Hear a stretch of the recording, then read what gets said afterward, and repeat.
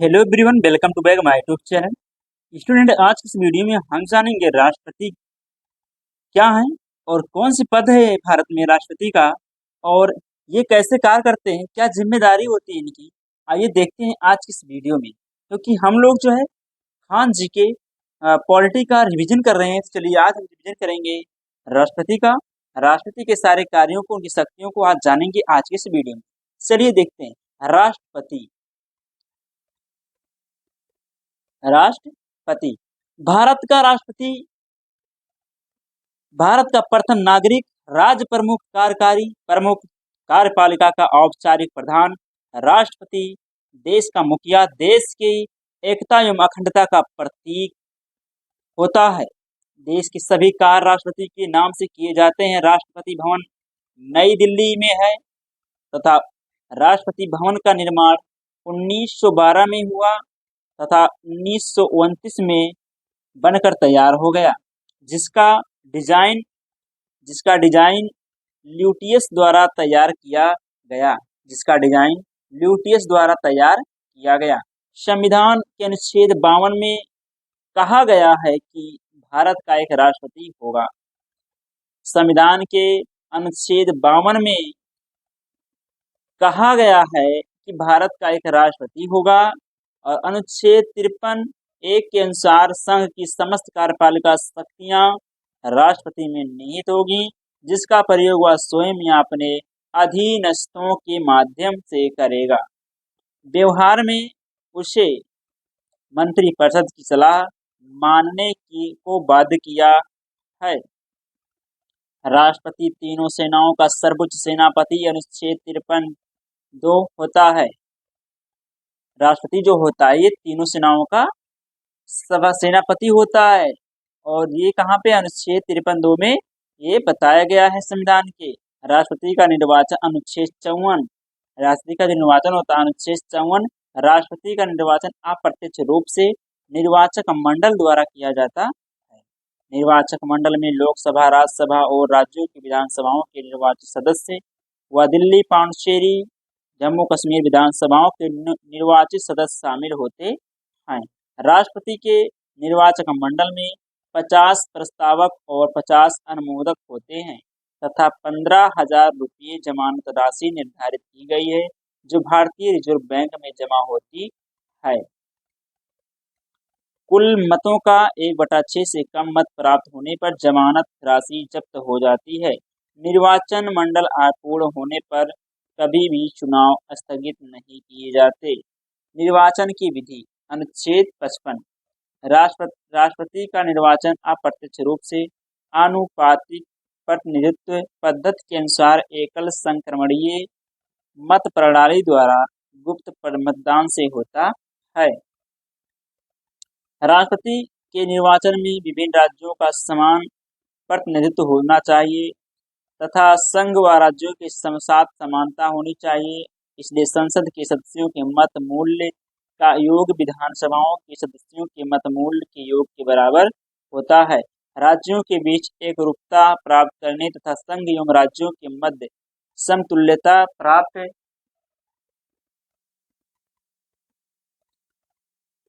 करने के लिए विधायक व सांसदों का मत मूल्य निकाला जाता है। विधानसभा के सदस्यों का मत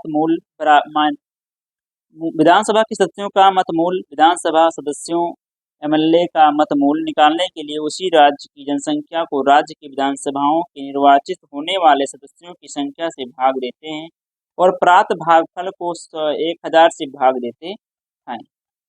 इससे का एक विधायक का मत मूल्य बराबर राज्य की संख्या 1971 बटे राज्य से निर्वाचित होने वाले विधेयक गुणे 1/1000।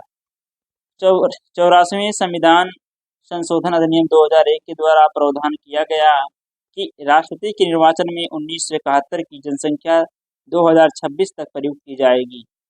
सांसद के मत का मूल्य सभी राज्यों के विधायकों के मत मूल्य का योग संसद के निर्वाचित सदस्यों की संख्या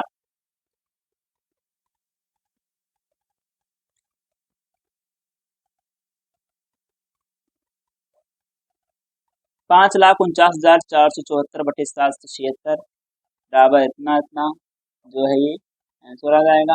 राज्यसभा से निर्वाचित सदस्य 233, लोकसभा से निर्वाचित सदस्य 543, दोनों सदनों के निर्वाचित सदस्यों का योग 776, सांसदों के मतों का मूल्य योग बराबर हो जाएगा 776 गुणे 708 बराबर इतना। निर्धारित कोटा, यहाँ देखिए नोट में कुछ लिखा, पहले इसको जान लेते हैं।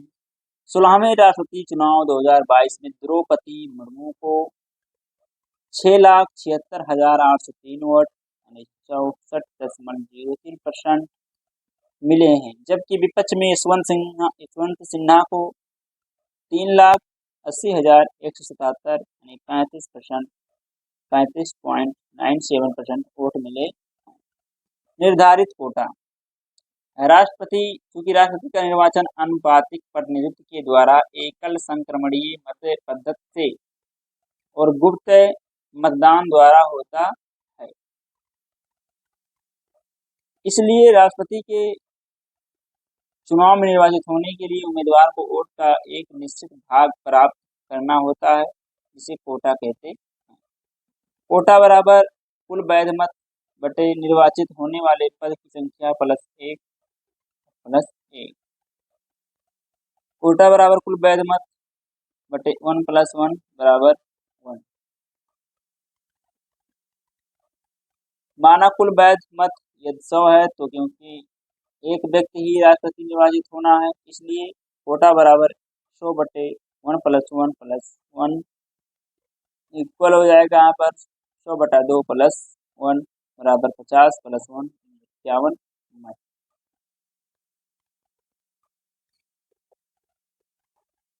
राष्ट्रपति के निर्वाचन संबंधी प्रावधान राष्ट्रपति एवं उपराष्ट्रपति निर्वाचन अधिनियम 1952 में वर्णित है।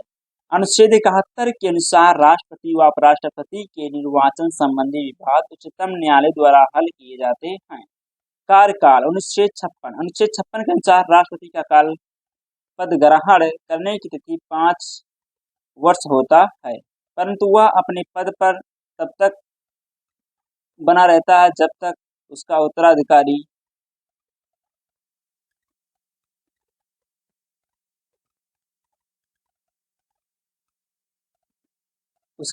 उत्तराधिकारी पद ग्रहण नहीं कर लेता। वह राष्ट्रपति को संबोधित कर पद से त्याग पत्र दे सकता है। उपराष्ट्रपति इसकी सूचना तुरंत लोकसभा अध्यक्ष को देगा। पुनर्निर्वाचन, अनुच्छेद 57, कोई व्यक्ति जितनी बार चाहे देश का राष्ट्रपति निर्वाचित हो सकता है। संविधान इस मामले में मौन या चुप है। निर्वाचन योग्यता, संविधान के अनुच्छेद 58 के अनुसार राष्ट्रपति निर्वाचित होने के लिए निम्नलिखित योग्यताएं होनी चाहिए। वह भारत का नागरिक हो, उसकी आयु 35 वर्ष से कम ना हो, लोकसभा का सदस्य बनने के योग्य हो, भारत या राज्य सरकार के अधीन लाभ के पद पर ना हो। राष्ट्रपति पद के लिए शर्तें, अनुच्छेद 59, संसद या राज्य विधानमंडल की किसी सदन का सदस्य नहीं होगा। अन्य कोई लाभ का पद धारण नहीं करेगा। राष्ट्रपति की संसद द्वारा निर्धारित वेतन एवं भत्ते प्राप्त होंगे। कार्यकाल के दौरान वेतन भत्ते में कटौती नहीं होगी।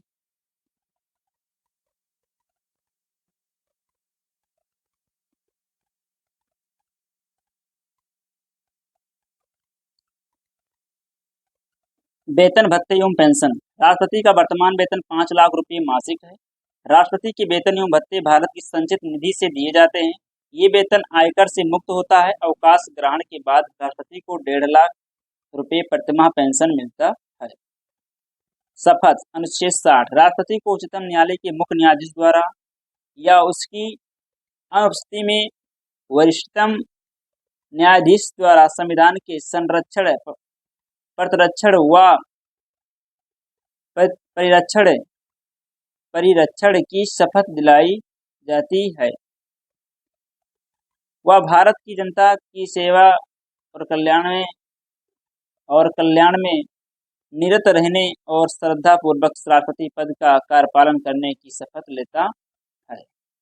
महाभियोग प्रक्रिया अनुच्छेद 61 संविधान का अतिक्रमण करने पर राष्ट्रपति महाभियोग प्रक्रिया संसद द्वारा चलाई जाने वाली एक अर्ध न्यायिक प्रक्रिया है। यह प्रक्रिया संसद के किसी भी सदन में शुरू की जा सकती है, अर्थात लोकसभा से भी और राज्यसभा से भी।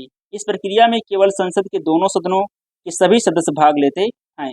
आरोप का प्रस्ताव प्रपोजल संकल्प रेजुलेशन के रूप में ही होनी चाहिए।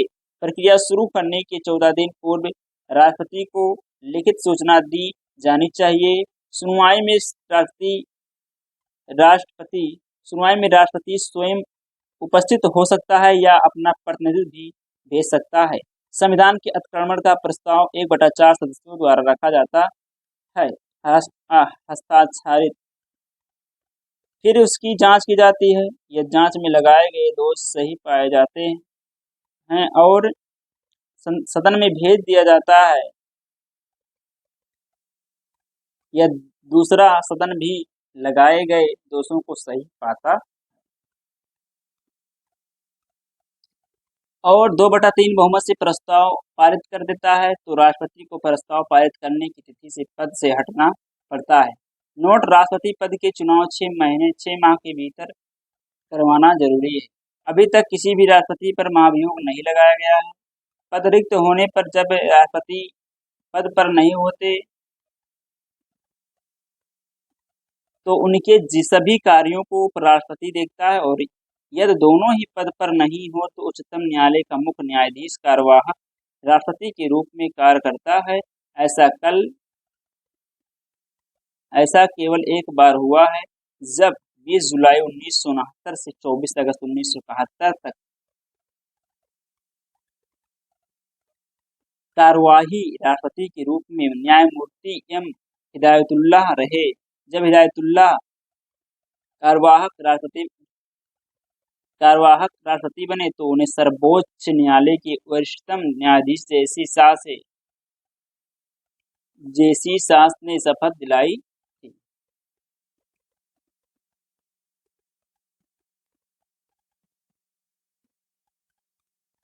पद रिक्त के बाद पुनः निर्वाचन। अनुच्छेद 62 राष्ट्रपति का चुनाव विद्यमान राष्ट्रपति के कार्यकाल के पूर्ण होने से पहले ही संपन्न करवा लिया जाता है। यह राष्ट्रपति का पद त्यागपत्र, मृत्यु या किसी अन्य आकस्मिक कारण रिक्त होता है तो रिक्ति के 6 माह के भीतर निर्वाचन संपन्न करवाना होगा। नोट: राष्ट्रपति चुनाव की अधिसूचना केंद्रीय निर्वाचन आयोग द्वारा जीवन चुनाव की तिथि से 60 दिन पहले जारी की जाती है।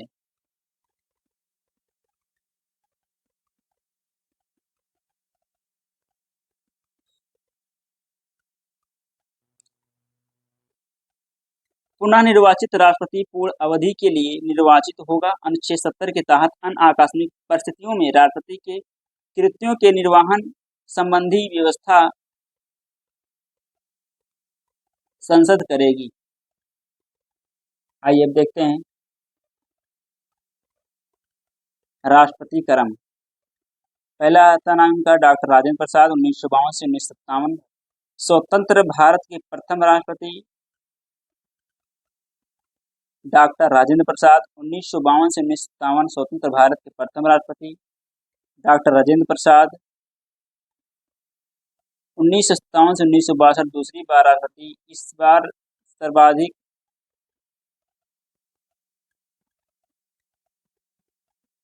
सर्वाधिक जीत 99% वोट के साथ वह सर्वाधिक कार्यकाल कर रहा है। डॉक्टर राजेंद्र प्रसाद बिहार राज्य से थे। डॉक्टर सर्वपल्ली राधाकृष्णन 1962 से 1967।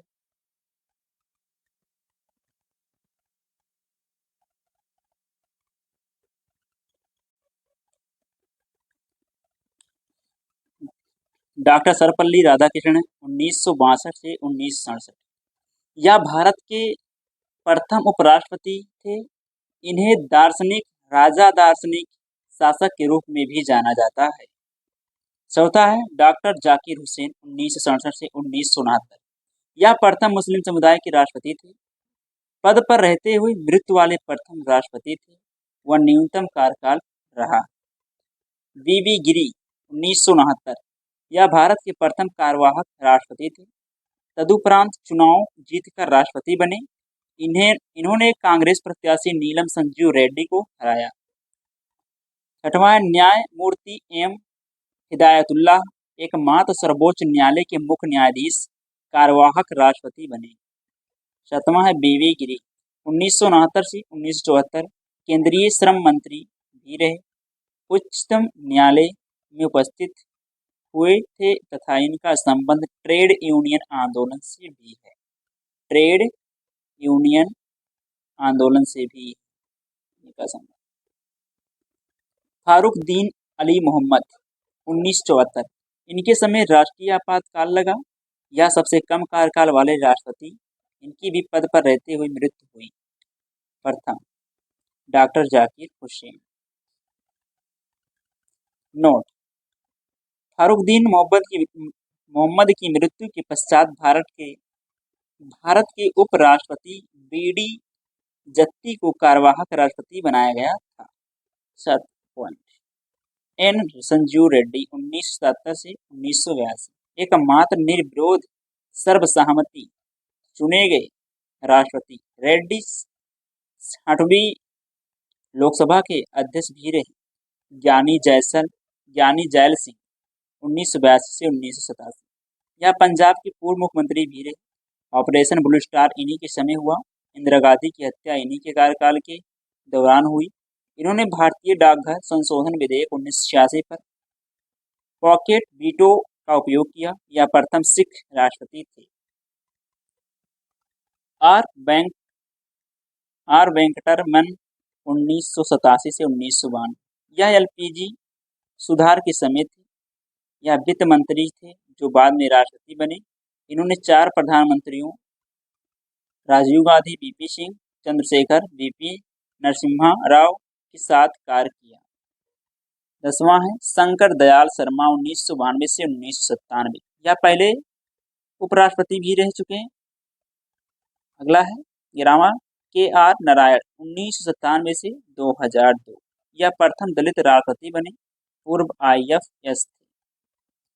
APJ अब्दुल कलाम 2002 से 2007, यह प्रथम वैज्ञानिक थे जो राष्ट्रपति बने। राष्ट्रपति बनने से पूर्व भारत रत्न से सम्मानित।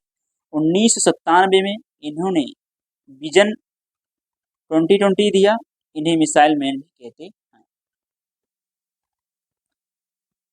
प्रतिभा पाटिल 2007 से 2012, यह भारत की प्रथम महिला राष्ट्रपति। इन्होंने भैरव सिंह शेखावत को हराया था।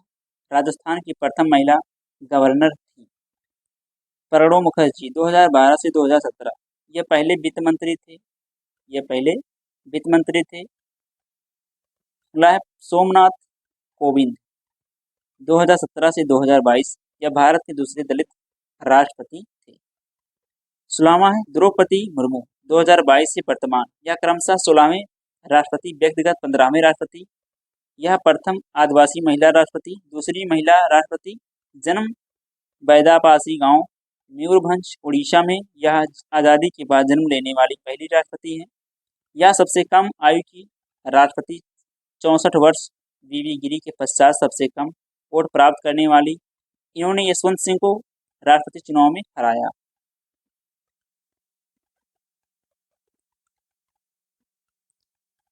राष्ट्रपति की शक्तियां। संविधान में राष्ट्रपति की अनेक शक्तियों का उल्लेख है। अध्ययन की सुविधा की दृष्टि से राष्ट्रपति की शक्तियों को निम्नलिखित शीर्षकों में बांटा जा सकता है। कार्यकारी शक्तियां। संविधान के अनुच्छेद 53 के अनुसार संघ की सम्मत कार्यकारी शक्तियां राष्ट्रपति में निहित हैं। देश के सभी कार्यकारी नियम, उपनियम राष्ट्रपति के नाम से बनाए जाते हैं और लागू किए जाते हैं। राष्ट्रपति लोकसभा में बहुमत प्राप्त दल के नेता को देश का प्रधानमंत्री नियुक्त करता है तथा प्रधानमंत्री की सलाह पर मंत्रिपरिषद की नियुक्ति करता है। वह राज्यों में राज्यपालों, विदेशों में राजदूतों व उच्चायुक्तों, महान्यायवादी, नियंत्रक व महालेखा परीक्षक, उच्चतम व उच्च न्यायालय के न्यायाधीशों, मुख्य व अन्य निर्वाचन आयुक्तों, संघ लोक सेवा आयोग के अध्यक्ष व सदस्यों तथा राष्ट्रीय स्तर के सभी आयोगों के अध्यक्षों की नियुक्ति करता है। वह स्वयं के अधिकार से केंद्र शासित प्रदेशों में मुख्यमंत्री की नियुक्ति करता है। विधायी शक्तियां, विधायी शक्तियां। राष्ट्रपति अनुच्छेद 79 के तहत संसद का अभिन्न अंग है, अतः राष्ट्रपति को निम्नलिखित वैधानिक शक्तियां प्राप्त हैं। संविधान के अनुच्छेद 85 1 व 2 के अंतर्गत संसद का सत्र आहूतव्य करना, सत्रावसान करना, लोकसभा भंग, प्रधानमंत्री या मंत्रिपरिषद की सलाह से करना राष्ट्रपति के अधिकार क्षेत्र में है। राष्ट्रपति संसद का अभिन्न अंग है, अतः संसद द्वारा पारित कोई भी विधेयक तब तक कानून नहीं बन सकता जब तक उस पर राष्ट्रपति के हस्ताक्षर नहीं हो जाते। अध्यादेश, जब कभी संसद का सत्र नहीं चल रहा और किसी सार्वजनिक महत्वपूर्ण विषय पर कानून बनाने की आवश्यकता होती है तो अनुच्छेद 123 के द्वारा राष्ट्रपति अध्यादेश जारी यानी विधायी शक्ति करके कानून बना सकता है। इस अध्यादेश का वही बल और प्रभाव होता है जैसा संसद द्वारा बनाए गए कानून का होता है, जिसका संसद का सत्र शुरू होने के 6 माह में अनुमोदन किया जाना जरूरी है, अन्यथा यह अध्यादेश स्वतः ही रद्द हो जाएगा। किसी भी अध्यादेश की अधिकतम अवधि 6 माह और 6 सप्ताह हो सकती है। राष्ट्रपति ऐसा अध्यादेश किसी भी समय वापस ले सकता है। नोट, अध्यादेश केंद्रीय मंत्रिमंडल की सिफारिश पर पेश किया जाता है। जब कभी किसी साधारण विधेयक पर संसद के दोनों सदनों में मतभेद हो जाता है तो अनुच्छेद 108 के अंतर्गत राष्ट्रपति दोनों सदनों को संयुक्त बैठक बुलाता है, जिसकी अध्यक्षता लोकसभा अध्यक्ष करते हैं।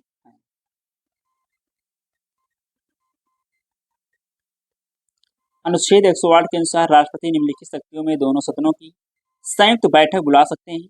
यदि दूसरा सदन विधेयक को अस्वीकार कर देता है, दूसरे सदन द्वारा विधेयक में किए गए संशोधन पर दोनों सदन असहमत हों, दूसरे सदन द्वारा विधेयक पर कार्यवाही किए बिना 6 माह से अधिक का समय बीत चुका हो, तो इस प्रकार से उत्पन्न गतिरोध को दूर करने के लिए राष्ट्रपति संसद के दोनों सदनों की संयुक्त बैठक बुलाना करता है। अनुच्छेद 37 के तहत प्रत्येक नवनिर्वाचित लोकसभा के बाद होने वाले प्रथम सत्र को और प्रत्येक वर्ष के प्रथम सत्र को और दोनों सदनों की संयुक्त बैठक को राष्ट्रपति संबोधित विशेष अभिभाषण करता है। अनुच्छेद 83 2 के अनुसार राष्ट्रपति लोकसभा का कार्यकाल आपातकाल के दौरान 1 वर्ष बढ़ा सकता है। अनुच्छेद 86 के द्वारा राष्ट्रपति को संसद के दोनों सदनों में राष्ट्रपति को अभिभाषण देने और संदेश भेजने का अधिकार है। अभिभाषण केंद्रीय मंत्रिमंडल तैयार करता है। अनुच्छेद 73 के अनुसार संघीय कार्यपालिका की शक्तियों का संसद की विधायी शक्ति के समरूप होगा। विधेयकों पर राष्ट्रपति की अनुमति, नए राज्यों के निर्माण, राज्य के नाम व सीमा क्षेत्र आदि के परिवर्तन संबंधी विधेयक में राष्ट्रपति को पूर्व अनुमति लेना जरूरी है।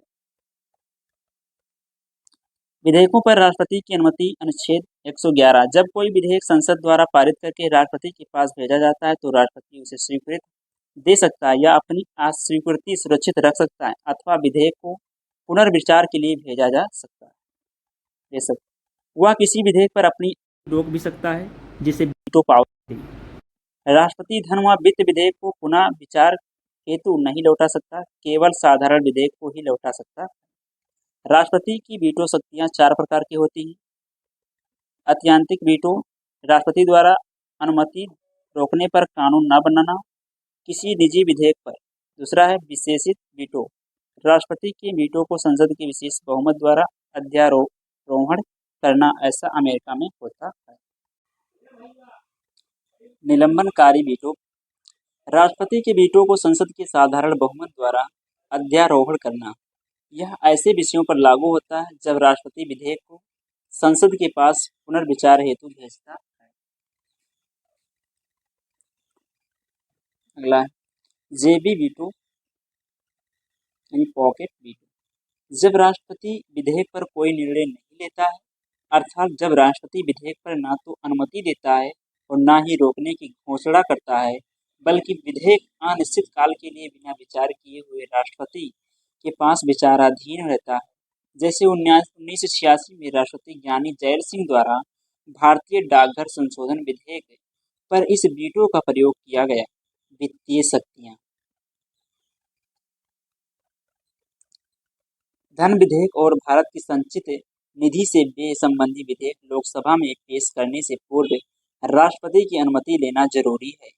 भारत की आकस्मिक निधि पर राष्ट्रपति की मृत्यु होने पर उपराष्ट्रपति का पूर्ण नियंत्रण होता है। वह केंद्र सरकार को विशेष परिस्थितियों में फंड जारी कर सकता है। संविधान के अनुच्छेद 112 के अनुसार राष्ट्रपति वार्षिक वित्तीय विवरण बजट वित्त मंत्री के माध्यम से लोकसभा में प्रस्तुत करता है। अगला पॉइंट है, राष्ट्रपति प्रतिवर्ष लेखा परीक्षक की रिपोर्ट तथा वित्त आयोग की सिफारिशें संसद में पेश करता है। अगला पॉइंट है, संविधान के अनुच्छेद 280 के अंतर्गत वित्त संबंधी मामलों में परामर्श के लिए राष्ट्रपति 5 वर्ष के लिए वित्त आयोग की नियुक्ति करता है। अगला शक्तियां का सैन्य शक्तियां। राष्ट्रपति तीनों सेनाओं 53 अनुच्छेद 53 का सर्वोच्च सेनापति होता है। वह थल सेना, जल सेना व वायुसेना के प्रमुखों की नियुक्ति करता है। वह युद्ध या इसकी समाप्ति की घोषणा करता है, परंतु वह इस प्रकार की घोषणा संसद की अनुमति के आधार पर ही कर सकता है। राजनीतिक शक्तियां। अंतर्राष्ट्रीय मामलों में राष्ट्रपति देश का प्रतिनिधित्व करता है। विदेशों में राजदूतों, उच्चायुक्तों की नियुक्ति राष्ट्रपति करता है। विभिन्न देशों के साथ किए जाने वाले समझौते या संधियां राष्ट्रपति के नाम से की जाती है। न्यायिक शक्तियां, क्षमादान शक्तियां। भारत का राष्ट्रपति न्यायालयों में दंडित लोगों के दंड को कम करने, स्थगित करने तथा क्षमा करने की न्यायिक शक्तियां रखता है। राष्ट्रपति अपने न्यायिक शक्तियों का प्रयोग गृह सचिव की सलाह पर करता है।